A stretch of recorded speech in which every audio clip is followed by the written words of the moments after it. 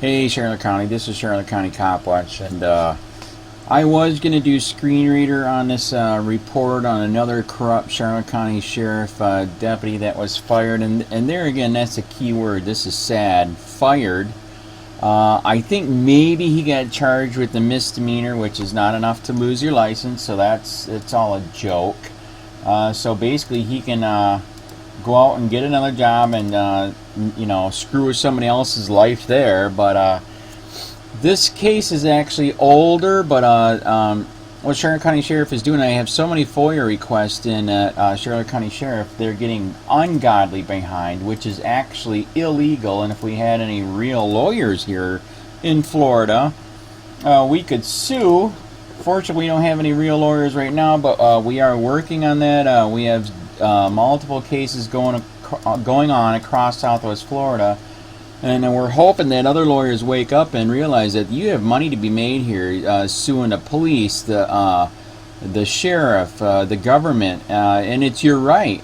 And it sucks because it's coming out of our personal tax money. So that's something else we're pushing forward too. You know, that these people should get their own insurance, just like doctors do, and etc. So when they do something stupid, you know, they'll think twice before they do something stupid. But the quick story is, like I said, I want to do screen reader. I can't. The report is huge, 40 pages.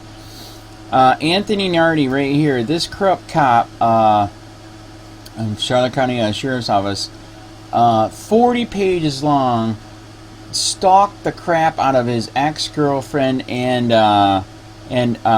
her friends, and there's even accusations in here that he beat up a couple of her friends and or boyfriends after they broke up. And wow, it's big, it's long.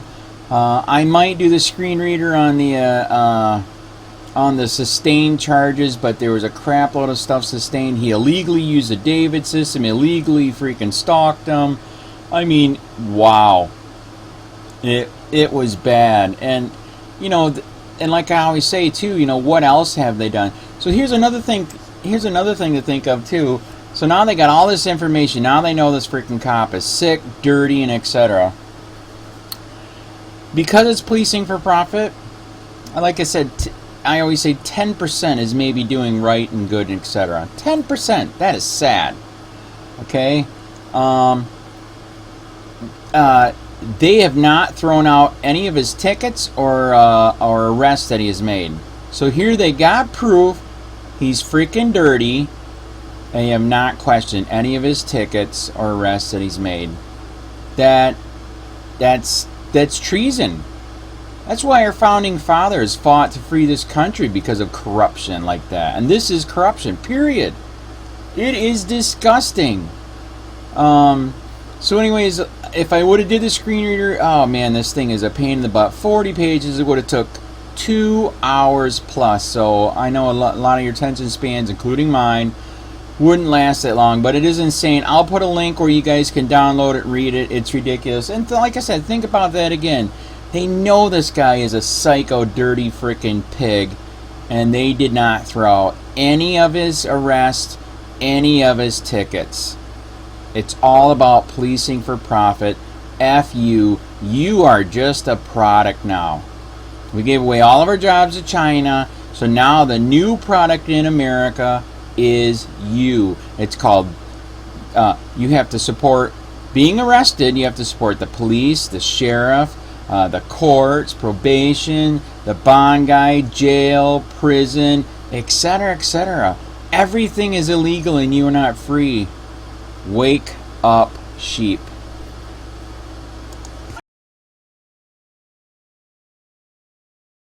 Conclusion: during the course of this investigation, I have reviewed the offense report provided by the Road Patrol Division as well as the completed investigation by Corporal A. Williams and the Major Crimes Unit. I have obtained and reviewed all witness statements and supporting information, along with Charlotte County Sheriff's Office General Order 3.50 THB Policy Governing Guidelines for Appropriate Conduct/Disciplinary Procedures. Integrity, professionalism, trust. Pennsylvania GEI 34 Charlotte County Sheriff's Office. Throughout my investigation, as well as major crimes, Both DFC NARDI and Alan have admitted to frequent arguing and name-calling with each other. At the time the alleged battery occurred, Alan made statements to Road Patrol, friends, family, and major crimes. She was choked by NARDI on the morning of August 13, 2016. Information based on utterances and text messages sent to others from Alan clearly show incidents which are consistent with the crime of battery and ongoing domestic violence.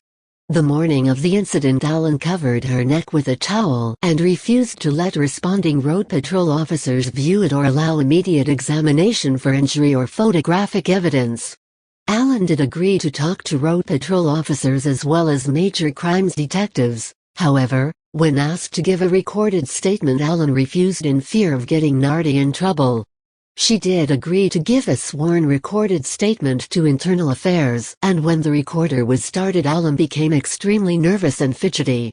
Since August 13, 2016, Alan has changed her recollection of the events and now claims she doesn't remember the details of what happened, blaming it on medication and alcohol. Alan has also refused to allow anyone to look at her cell phone or any text messages to be retrieved from her phone. NARDI has consistently denied committing any acts which constitute the crime of battery and denied any form of domestic violence. Though there are no eyewitnesses to past violence involving Alan as the victim and NARDI the suspect, close friends and family have seen physical injuries to Alan which she has contributed to NARDI. Statements and text message evidence from individuals with third-hand knowledge and individuals able to provide corroborating details prior to or after the incidents have been gathered. Text message evidence as well as these statements lead to a reasonable suspicion some type of domestic violence involving the crime of battery has occurred, with Alan being the victim and NARDI the suspect. This conclusion is not only for the incident resulting in the initial call for service, but also from prior incidents. This investigator F.N.D.S. There is a preponderance of evidence to indicate DFC NARDI violated Charlotte County Sheriff's Office Manual Go No. 3 and 50F.4.C.1 violations of law and the charges sustained. DFC NARDI violated the above-mentioned policy which integrity, professionalism, Trust Pennsylvania GEI 35 Charlotte County Sheriff's Office has been confirmed through the actions and spontaneous utterances made by Lindsay Allen throughout the investigation. There are also validating statements and text message evidence from individuals with third-hand knowledge and individuals able to provide corroborating details prior to or after various incidents involving the two have occurred. These statements and text message evidence lead a reasonable person to believe some type of domestic violence involving the crime of battery has occurred, with Alan being the victim and NARDI the suspect.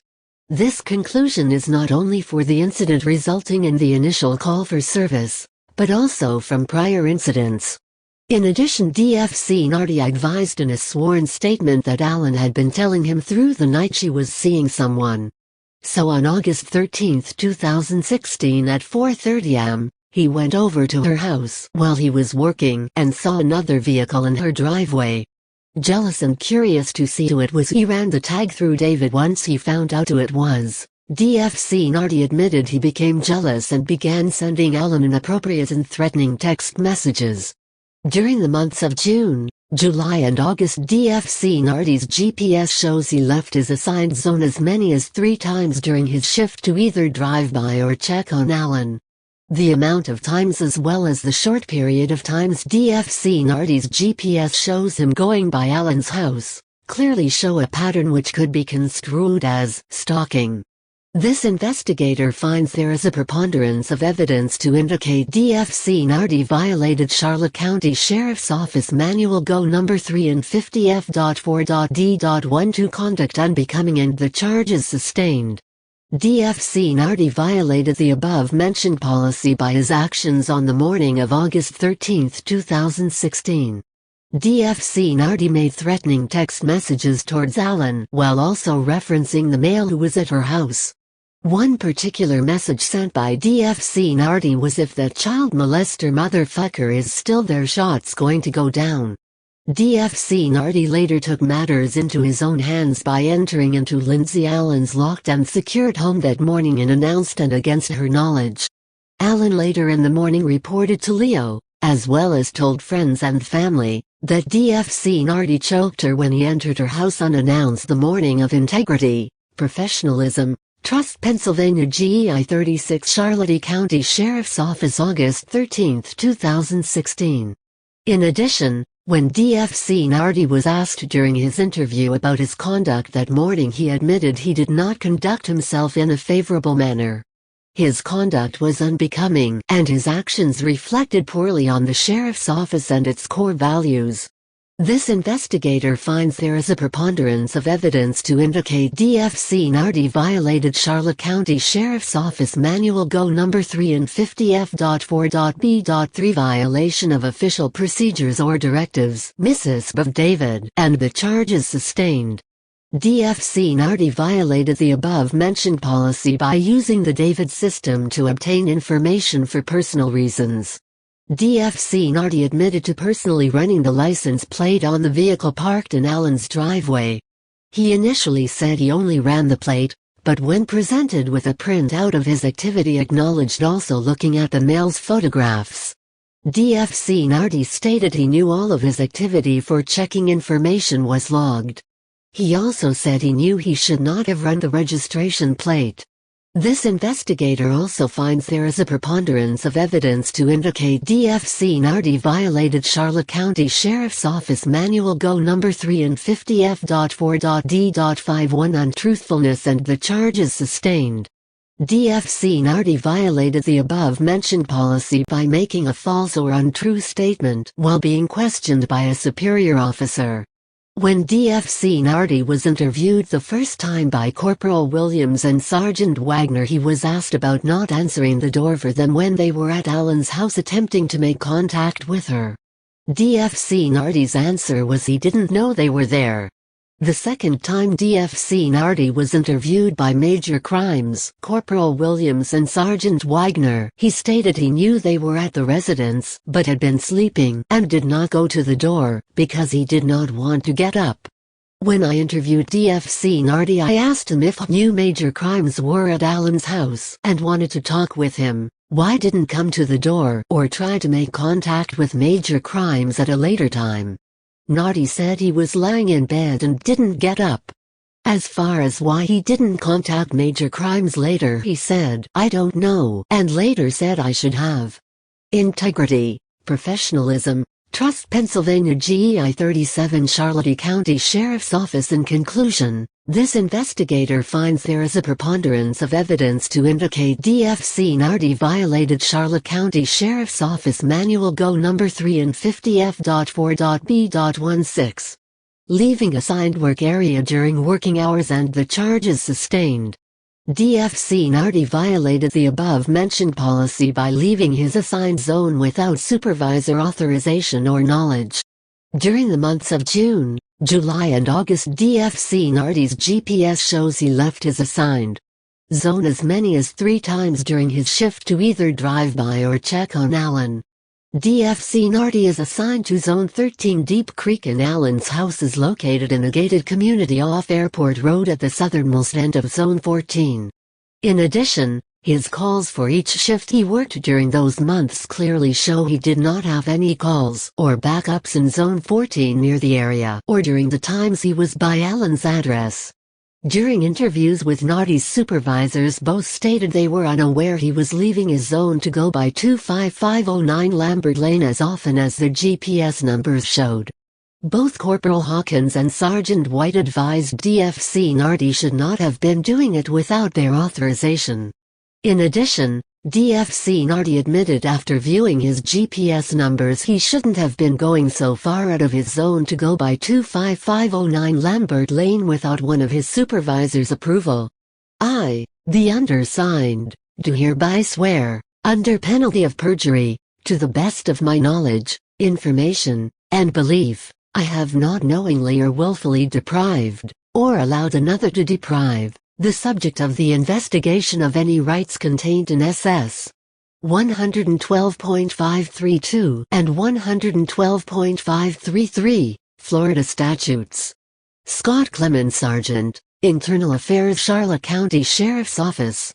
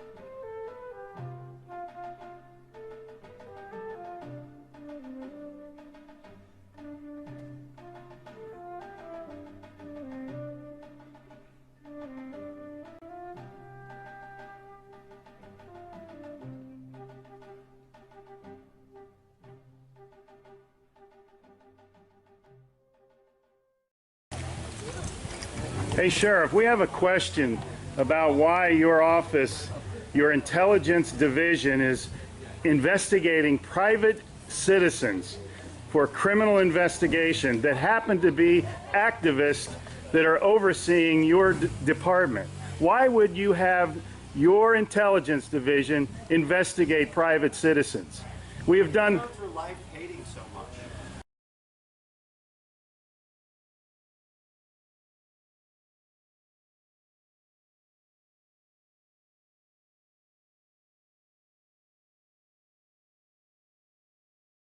Sir, we don't hate anyone. We love freedom and we love American people. And government is out of control. That's why you're seeing such a revolt nationwide. Why can't you just answer, why is Susan Edwards, your intelligence division, investigating private citizens? This should not happen. Are you here to apply for a job?